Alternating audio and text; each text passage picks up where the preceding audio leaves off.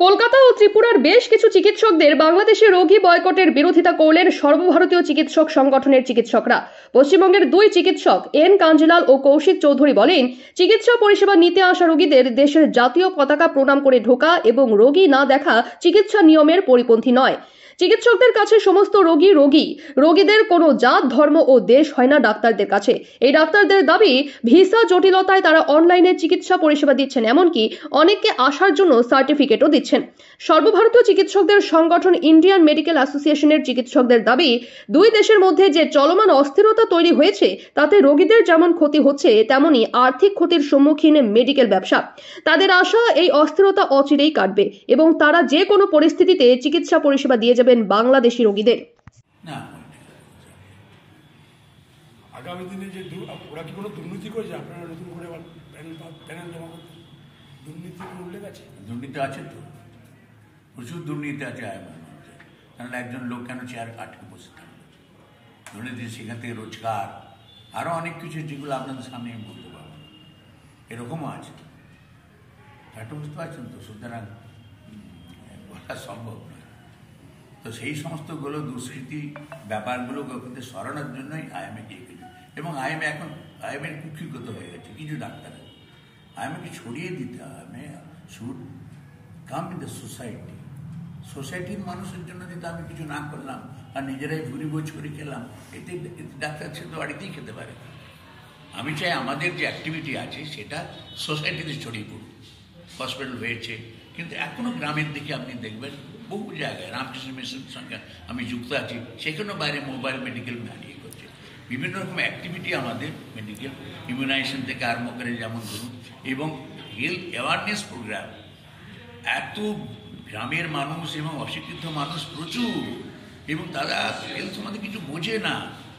আপনি চিন্তা করতে পারবেন না যে ওদিকে বলে দিতে হয়, বুঝিয়ে দিতে হয় কী করতে হয় কী না করতে হয়। সেই আদিকালের মাকে খুব কোলে করে নিয়ে বসে আছে ওইটুকু। কিন্তু হেলথে অ্যাওয়ারনেস থাকলে আমরা যে সুস্থ থাকবো।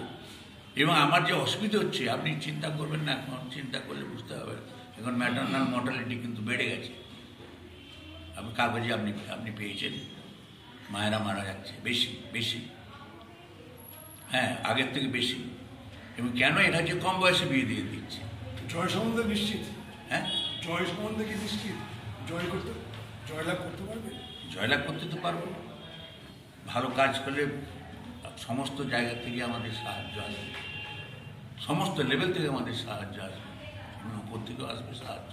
আমরা যদি ব্যক্তিগত জীবনে যদি আমরা কোনো অন্যায় না করি, সৎ থাকি, তাহলে আমাদের কেউ হারাতে পারবে। আপনার নাম পরিচয়? আমি ডক্টর সুকল্যাণ ঘোষ, বারাসাতেরই বাসিন্দা। রথতলাতে আমার ছোটো একটা নার্সিং আছে। এবং আর একটা বিশেষ পরিচয় হয়েছে, আজকে 1999 সাল থেকে ডক্টর রঞ্জিত পাজা যখন ছিলেন তখন থেকে আমি একটা সোসাইটি চালাই, সেটা হচ্ছে থ্যালাসেমিয়া সোসাইটি। আমার ওখানে 110 জন বাচ্চা আছে, রেগুলার ব্লাড ট্রান্সফিউশন, তাদের চিকিৎসা সব আমরা দিই। হ্যাঁ, আইএমএতে এসে আমরা করেছি, থ্যালাসেমিয়া নিয়ে প্রোগ্রাম করেছি, থ্যালাসেমিয়া অ্যাওয়ারনেস করেছি, স্কুলে গেছি, কলেজে গেছি।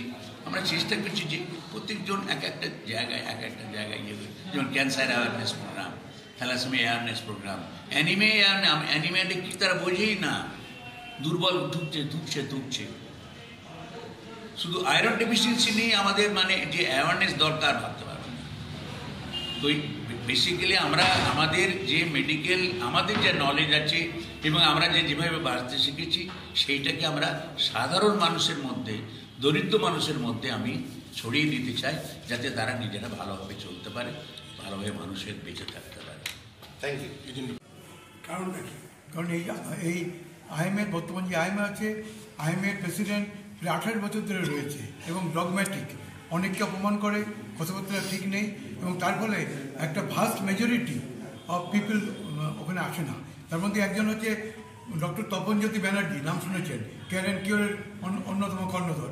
উনি তো পাই দিলেন না, নমিনেশন সাবমিট করতে যাননি, বলে ওসব প্রেসিডেন্ট যাবো না। এবং ওকে বলা হয়েছিল যে প্রেসিডেন্ট আর দু একটা পোস্ট আমাদের ছেড়ে দিতে, ই ডিনাইড। আমরা তো ইলেকশন যেতে চাইনি, কারণ ইলেকশন ডাক্তাররা এরকম বলবে একে ভোট দিন, ওকে ভোট দিন, ইট লুকস অড। এবং কোনোদিন হয়নি, দুটো পোস্টের জন্য দুবার হয়েছিল, একটা সেক্রেটারি, একটা অ্যাসিস্ট্যান্ট সেক্রেটারি। এই সারা আইএমএ খতিয়ান, সেটা যেতে চাইনি আমরা। এবং আমরা গেলে একটা উন্নত মানের আইএমএ যেতে হয়, কারণ আমাদের পাওয়ার কি আছে? পাওয়ার কিছু নেই। আমরা we have almost completed our life. হ্যাঁ, আমি তো বাড়ি হসপিটালে 15 বছর ছিলাম, কল্যাণীতে 15 বছর ছিলাম। আমাদের পাওয়ার কিছু নেই, এখন দেওয়ার, এবং আমরা মোটামুটি আমাদের লাইনে সম্পূর্ণ।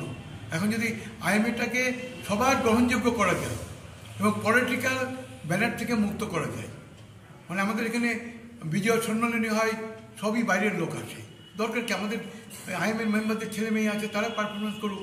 যত বারাসাত লোকাল তো এটা, আমরাও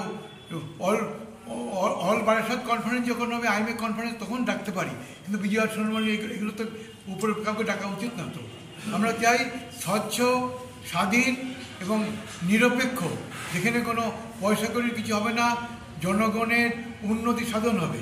অ্যাম্বুলেন্স থেকে আরম্ভ করে জিরিয়াট্রিক ক্লিনিক, ইমিউনাইজেশন ক্লিনিক, বা আমাদের কাছে 10টা করে পেশেন্ট আমরা দেখতে পারি বিনা পয়সায় ওখানে, যাতে উন্নততর আইএমএ, এবং লোকে যেন জানে যে আইএমএ আমাদের লোক।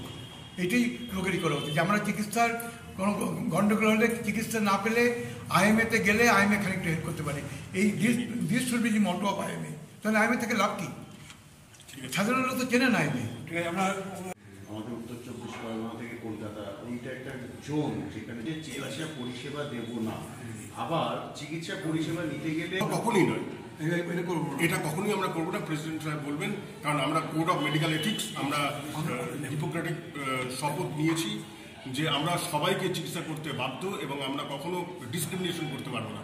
এটা আমরা বিশ্বাস করি না যে এটা করা সম্ভব বা করা উচিত।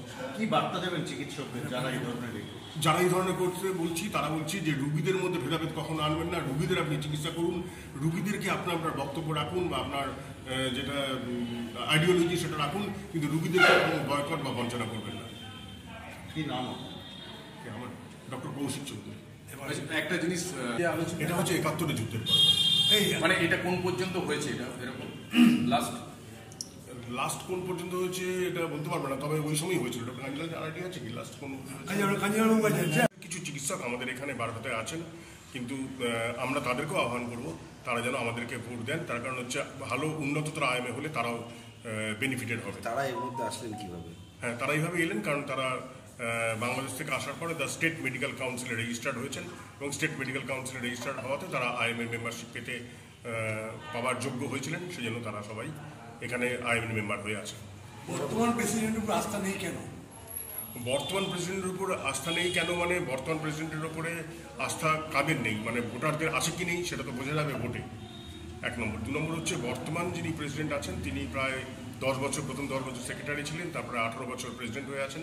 তাকে আমরা নানারকমভাবে বার্তা দিয়েছিলাম যে আপনার অনেকদিন হয়ে গেছে এবং যে কোনো ডায়নামিক সংগঠনে যেটা হয় আপনি হ্যান্ড ওভার করুন, আস্তে আস্তে অন্য লোকেদের দিন বা যারা আগ্রহী তাদেরকে দিন। আমরা নির্বাচনটা আমাদের প্রথম রিয়াকশান ছিল না যে আমরা নির্বাচন করব, কারণ আমরা নিজেদের মধ্যে হানাহানি এগুলো চাইনি, মতবিরোধটা চাইনি, কিন্তু উনি রাজি নন। উনি বলেছেন আমাকে নির্বাচন করেই আমি করব। তখন আমরা কোনো বছরই কেউ দেন না, নমিনেশন কেউ দেয় না, মানে উনি যেহেতু ছাড়েন না বা ওনার প্যানেলরা কেউ ছাড়েন না, সেজন্য কেউ নমিনেশন দেন না। কিন্তু এবছরে আমরা নমিনেশন দিয়েছি, আমরা চাইছি আরও আইএমএটাকে উন্নততর আইএমএ করার এবং আমরা এর বডি চেঞ্জ করতে চাইছি। তার কারণ হচ্ছে আমরা কনস্টিটিউশনাল রিফর্মও চাইছি, মানে এর যে সংবিধান আছে, সংবিধানে কোনো সংস্থান নেই যে কে কত বছর থাকতে পারবে। আমরা যদি ক্ষমতায় আসি তাহলে আমরা আগেই বলে দিচ্ছি যে 2টো টার্মের বেশি কোনো অফিস বিয়ার, মানে প্রেসিডেন্ট থেকে শুরু করে এক্সিকিউটিভ কমিটি অবধি 2টো টার্ম, একটা টার্ম 2 বছর, 2টো টার্ম 4 বছর, টানা 4 বছরের বেশি কেউ থাকবেন না। কারণ আমাদের প্রচুর শিক্ষিত, উচ্চশিক্ষিত বড় চিকিৎসক আছে, যারা এখানকার চিকিৎসক তারা কলকাতা কাঁপিয়ে বেড়াচ্ছেন, কলকাতাতে নাম আছে, অথচ তারা আইএমএতে পজিশন বা পদ পাচ্ছেন না। ঠিক আছে, কিন্তু শুধু পদের জন্য না, এটার মান উন্নয়ন করার জন্য নাম করা চিকিৎসক, উচ্চশিক্ষিত চিকিৎসকদের ফোরফ্রন্টে আসা উচিত। এরপরেও আমাদের আরও কিছু ইস্যু আছে, যেমন হচ্ছে আমাদের যে ভ্যাকসিন দেওয়া হয় তার অনলাইন টেন্ডার হয় না। বর্তমান রাজ্য সরকার এবং মুখ্যমন্ত্রী স্বয়ং বারবার টেন্ডার প্রসেসগুলো অনলাইন করতে বলছিলেন, কিন্তু আমাদের এখানে অনলাইন টেন্ডার হয়নি ও হওয়ার কোনো চান্স আছে বলে মনে হচ্ছে না। আর প্লাস আমরা ক্ষমতায় এলে ভ্যাকসিনের দামও হয়তো কমবে আইএমএতে। আরও কিছু একাডেমিক ব্যাপারটা উন্নতি করা এবং জেরিয়াট্রিক ক্লিনিক লোকেদের জন্য চালু করা ভালো করে, এবং মোবাইল মেডিকেল ভ্যান, এবং আরও কিছু আমাদের চিন্তাভাবনার মধ্যে আছে। লাস্ট প্রশ্ন আপনার কাছে, হচ্ছে আইএমএ যেটা আপনারা গঠন করবেন তারা কি ভূমিকা নেবে? যদি আমরা আইএমএটাতে নেতৃত্ব পাই, প্রথম আমাদের চিন্তাভাবনা, এটা আলোচনা করেওছি আমরা, সেটা হচ্ছে এমন লোকদের নেতৃত্ব দিতে হবে যাদের সঙ্গে রুগীদের সম্পর্ক আছে। এমন লোকের ধরুন নেতৃত্বে আছে তাদের সঙ্গে রুগীদের কোনো সম্পর্ক নেই, ন্যাচারালি রুগীদের অভাব, অভিযোগ, আশা, আকাঙ্ক্ষা কখনো সে বুঝতে পারবেন না। অতএব রুগীদের অভাব, অভিযোগ, আশাকাঙ্ক্ষা করার জন্য নেতৃত্বে রুগীর সঙ্গে সম্পর্কিত চিকিৎসকদের আনতে হবে, 1 নম্বর। 2 নম্বর হচ্ছে যে রুগীদের যে ক্ষোভ বা বিক্ষোভ বা গ্রিভান্স, সের জন্য কোনো সেল করা যায় কিনা ওটা আমরা চিন্তা ভাবনা করেছি, এবং তার সঙ্গে চিকিৎসক সংগঠন যেহেতু চিকিৎসকদেরও ক্ষোভ বিক্ষোভ গ্রিভান্স সেলও থাকা দরকার, এবং তার জন্য একটা গ্রিভান্স সেল থাকা দরকার যেখানে একজন নন মেডিকেল মানে একজন চিকিৎসক নন এরকম লোককেও মেম্বার করা দরকার। কিন্তু এগুলো চিন্তাভাবনা করতে গেলে আপনাকে রুগীর সঙ্গে কথাবার্তা বলতে হবে, যাদের মধ্যে রুগী নেই তারা এই কথাবার্তাগুলো বলতে পারবে না। আপনাদের মোট সদস্য সংখ্যা অফিসিয়ালি 388 জন। এর মধ্যে বাংলাদেশ থেকে আসা ডাক্তারদের সংখ্যা এরকম ধরনের আমরা কোনো কিছু হিসেব করিনি, তবে আমাদের ধারণা 50-60 জন হবে। আচ্ছা, আরেকটা যেটা বিষয় বিভিন্ন জায়গায় দেখা যাচ্ছে আসন্ন নির্বাচনে, আইএমএ নির্বাচনে আমরা অংশগ্রহণ করছি। অ্যাকচুয়ালি আইএমএ নির্বাচন খুব একটা হয় না, মানে 2 বছর পর পর একটা ইলেকশন প্রসেস ফলো করা হয়, কিন্তু কেউ নমিনেশন দেয় না, কারণ আইএমএতে ডাক্তাররা খুব একটা টার্ন আপ করে না, মানে যান না। কিন্তু এইবারে আমরা কিছু ডাক্তার, আমরা 9 জন প্রার্থী হয়েছি এই ইলেকশনে। এখন যা আইএমএ চলছে এটা বছর বা বছর ধরে একই কমিটি চলছে, এবং রেকর্ড আছে যে 28 বছর একজন 14 বছর এইভাবে থেকে যাচ্ছেন।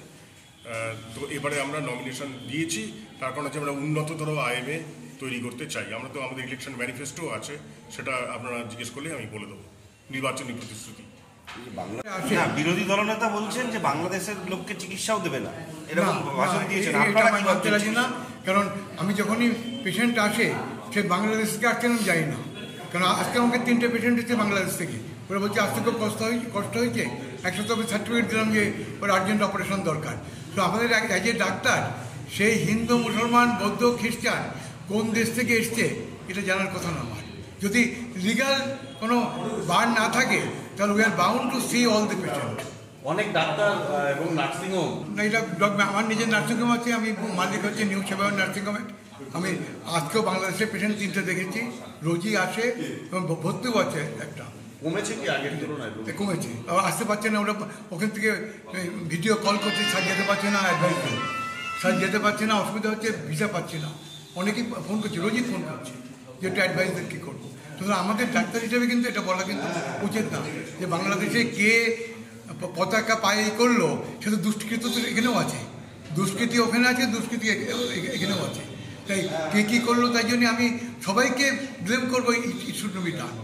আমরা ডাক্তার মানে মানবিকতার প্রতীক, আমাদের এই মনোভাব কখনো থাকা উচিত না, আর পলিটিক্যাল বায়াসড হওয়ার মোটেই উচিত না। অনেকেই ভয় পাচ্ছেন ইউটিআই, বলছি সেই রোগীদের উদ্দেশ্যে কি বলবেন? আপনারা পাবেন না কেন? এবং সত্যি কথা বলতে কি, কাগজে দেখেছেন অনেক হসপিটাল কিন্তু খালি যাচ্ছে due to lack of Bangladesh patient. কয়েকটা হসপিটালের নাম আমি বলবো না, কাগজে দিয়েছে যে 30% রুগী কমে গেছে due to non entrance of the Bangladesh patient. এতে কি মেডিকেল সেক্টরে ক্ষতি হচ্ছে আর্থিকভাবে? কিছু তো ক্ষতি হচ্ছে, আমার তো ক্ষতি কিছুটা তো হচ্ছে। এখানে আমার 5-6টা পেশেন্ট আছে, সেখানে 2টো পেশেন্ট, তার মানে তোমার 4টে পেশেন্ট ক্ষতি হচ্ছে, ক্ষতি তো হচ্ছে। এবং আমাদের তো সাইড বাই সাইড কান্ট্রি, একই কান্ট্রি, বাংলা তো একই। এই ভাগ করেছে, ব্রিটিশরা ভাগ করে তো মুশকিল করেছে, এবং বরঞ্চ ওই বাংলায় গেলে আরও ভালো ফিল হয়। এতদিন ছিল, এখন এই গণ্ডগোল হয়েছে। আমি তো গত 2 বছরে 2বার গেছি, 2 বছর আগে 2বার বাংলাদেশ গেছি, এবং ওখানে আমি একদিনে 120টা পেশেন্ট দেখেছি, সকাল থেকে বিকেল পর্যন্ত। মাগুরা, যশোর জেলা, ওখানে আমার বাবা ঠাকুরদা ছিলেন, ওখানে দেখেছি বিনা পয়সায়। এবং ওরা রাত 12টার সময় আমাকে গেস্ট হাউসে পৌঁছে দিত, কোনোদিন ইনসিকিউর ফিল করিনি। ওদের কোনো কথাবার্তায় কাজে ইনসিকিউর বলি, এই সাময়িক গণ্ডগোলে দেখতে পাচ্ছি যে ওরা বিভ্রান্ত হয়ে গেছে কিছু লোকের উস্কানিতে, কিছু মৌলবাদ, কিছু পার্টি, আর আমাদের কিছু লিডারের ফলে এটা হয়েছে। কিন্তু ওরা কিন্তু বেসিক্যালি লোক খারাপ। অশান্ত অবস্থায় বাংলাদেশ থেকে আসা চিকিৎসা করতে হবে, নিশ্চয়ই 100% হেল্প করতে হবে। এতে পলাশে অনেক পেশেন্ট থাকে, আমার জানাশোনা অনেকে, আমি পলাশকে বলে দিই, ভাই আমি ভোটার কার্ড নেই, তুই ভর্তি করে আমার কেয়ার অফ কাঞ্জিলাল লিখে দাও, ও নিয়ে নেয়, রাখালবাবু নিয়ে নেয়। এগুলো করতেই হবে। আমার তো বন তো ওখানে, আমরা মেজরিটি তো আমাদের ঠাকুরদাটা ওখানেই ছিলেন, আমরা তো এদিকে চলে এসেছি।